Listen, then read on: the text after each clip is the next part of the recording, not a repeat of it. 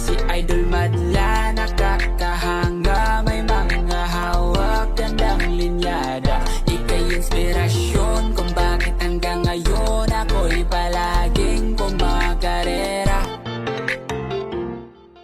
Tuluyan na naging single Pigeon yung warrior natin na si Kalawang dito mga kalapatids. Dahil yung asawa niya tuluyan na nga ding hindi nakabalik, no? So sila nang nagano diyan, nagsasama sa maliit na cage na yan, sa ating one-tie cage. Yung anak niya yan malaki na. Pero wala pa tong singsing. Nakalimutan ko bilhin ng singsing yan Naubusan ako. Pambihira, ayan oh. So kaya naman subukan niya kasi barako naman to. Pero once na nahirapan talaga siya magsubo dyan, ang gagawin ko, ako na magkaroon niya, magpupot-pot sa kanya. Yung manual natin yan, no? Ito namang isa, wala na rin mga kalapatids, yung blue bar.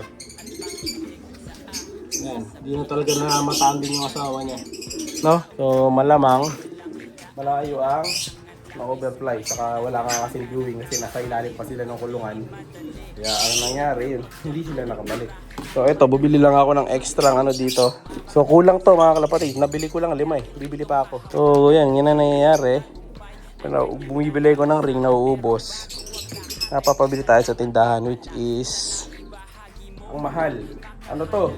15 pesos ang isa. Samantalang kapag in-order ko sa Shopee, ito lalagay ko yung link. Nasa lang to? 2-3 piso lang mga kalapatid sa isa. Pero dahil nga naubusan, no choice tayo, bibili talaga. Tignan. Dapat lang. 5 yung binili ko 5 yung binili ko mga kalapatids, pero yan, 4 lang ang binigay. So nakalimutan siguro ni ate. No? So ayan page 8 pa rin naman to. Na 2026. Kamukha ng gamit ko. Ayan, 4. So, bibili na lang ulit ako mamaya. Kasi masisingkingan ko lang dyan siya. Tapos itong 2 dito. Tama ba? Wala pang ring to. Yung aking Johnson Relax dito, wala pang ring. Tama, wala pa. Laki na nung pa mga kalapatids. Wala pang ring. Lagyan natin yan. Saka yung 3. May isa pa ako kasi dito Yan 1 pair pa. So magkukulang. So bibili na lang ulit ako mamaya. Bibili rin tayo ng isang sakong kalapatids. Kasi yung diniliver sa akin, ubos na. No, so bibili ulit tayo isang sako.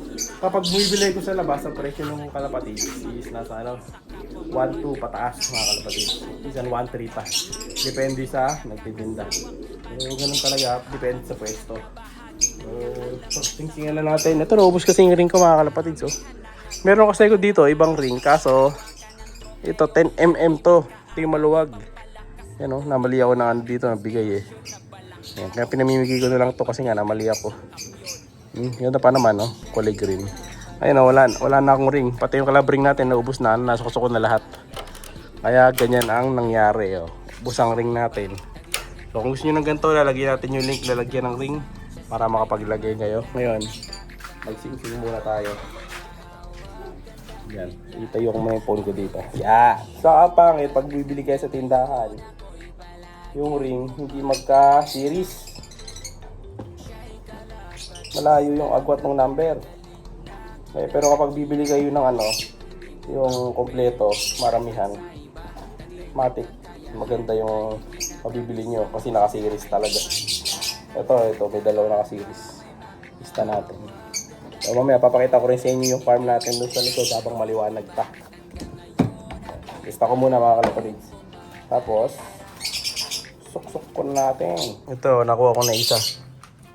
Suksukan na natin to para matapos na yung pagsisingking natin. Ganda nito, kuko nito. Kuko nito, mga white Yan. Kaso, medyo late na ako nakapaglagay. So siya? Parang dark check mga kalapatids. Nag-focus pa. Sutan na natin ring. Siyempre, bibigyan natin ng yan, vitamin supplements. Ito. Wakamoto. Saka kalahati ay 1/4 ng B12. Let's go. Yan naman, bilis lang nasuksukan na natin siya. Next naman, kapatid niya. Subukan mo na to. Ito yung isa. Ito medyo maliit ng konti. Pero yung mga kuko niya maitim. Hindi sila magkamukha ng utol niya. Subuan din natin ito, syempre. Ayan. Pang digestion, saka pang paganda ng kondisyon. Ito, pakita ko sa inyo paano suksukan mga kalapatid. Medyo naka-blurred lang. Hindi naka-focus. So, ayun o.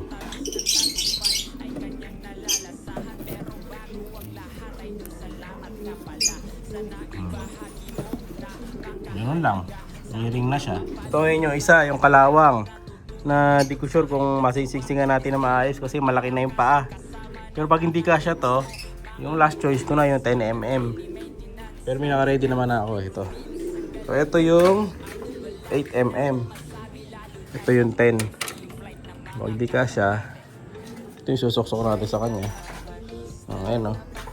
Ito yung pinagkaiba. Malaki butas nung isa. So pag di nyo na masingsingan, ito na lang talaga yung malaki. Pero pagka bata pa, ito dapat ito talaga.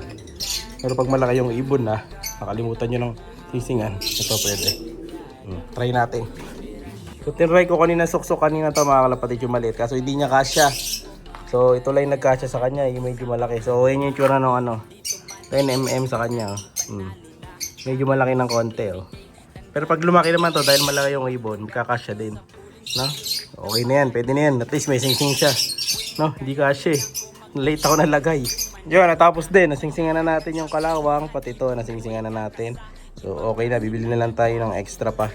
No? So, mag-order ako sa Shopee para magamit. So, ito, nagamit din mga kalapatids. Yung isa natin extra. Buti na lang, meron tayo niyan. Kaya ito, pwede din kayo bibili nito kahit 10 piraso. Pang backup lang. No? So, 2026 pa rin naman yan. Pero may 2027 ring na ngayon kaso medyo mahal na 50 pesos. So, nasa yun. Mumapatak ng 3 pesos na isa. Pero yung 2026, dos lang. Kaya mas maganda pa yung 2026. 26 pa naman ngayon, saka half pa lang ng year. Kaya pwede pa. Ngayon punta tayo sa labas. Pakita ko sa inyo yung farm. So ito yung sinasabi ko sa inyo na tanim mga kalapatid. Ang daming tanim ni Tatay Madla dito. Meron siya dito mga talong. Nagamit natin yung sako ng kalapatids. Ayan No, kasi nga dahil nag-high tide. So may chance na yung high tide na yan sa mga susunod na weeks or months tumaas, no? So maaring sumampa dito mga kalapatids, no? So baka nga yung waterin lupa na to isepekto na nung high tide kasi medyo mataas ayan, no? 'Di ba? Pero ito dinidilig naman everyday yan. Ayan, meron ditong talbos ng kamote, no? So galing sa likod to, nilipat kasi nga may tubig na doon. So ayan, ito naman meron ditong mga okra. Hilir na to, okra. No? Ito, hindi nagkakamali, parang ano yata to? Upo yata yan. Ito, pechay. Yan ito yung mga pechay, malalaki na. Yung mga okra, ito. Ang bilis may bunga na agad bilis lang. So ano pa to? Wala pang 1 month to, alam ko Ito pa meron dito. Ito kaya lang, parang ano yata to? Pipino yata to. Upo. Nasira yung dahon. Nadiligan to ng alat No? Ito may mga buto pa dito ako kung ano to. Kaya nagtanim yan yung mga mga hati ng mga bote, pantakip. Ito ngayon yung masarap mga kalapatid. Ayan Malaki na yung mga pechay. So mga na to. Ilang araw na lang pwede ko na lagay sa sardinas yan mga kalapatids. Ayan Ba? Yung saba ito yung pang sasahog mga kalapatids yan. Ganda no? Saka maganda rito, organic to mga kalapatids. Walang halong pataba yan. Kaya lang ito hindi nailipat Yung gawin doon nailipat iwalay. Ito hindi. Yan ayan Napit na to mga kalapatids. Gaganda ng mga dahon, makapal na. No? Siguro by by Sunday. So medyo may maboses ko. Malat ako mga kalapatids dahil tayo. Natsipon na naman ako mga kalapatids. Hopefully sa Sabado dahil may lakad tayo, dapat wala na to mga kalapatids. So yun ang update natin dito sa ating farm. Ito naman yung mga talong. Ayan talong ni Joshua. Yan. Nakalagay sa sako para pwedeng ilipat. Ayun meron dito, may tanim din yung mga gulong. Yan. Ito yun. Mga gulong to, ginawang taniman. Yan kasi yung tubig Yan. May tubig sa gilid. Hindi pwede pandilig yan kasi ano yan eh. Tubig ahlat, no? Kaya pag pindilig mo yan, mayayari yung dahon ng mga tanim. Ayan. Ito yung hiwa-hiwalay. Doon yung hindi. So, yan muna para sa araw na to. Update ko kayo pag may mga bunga na yan sa kapag mag-harvest na tayo. Let's go! Siya'y kalapatistang napakagaling na kinakilala.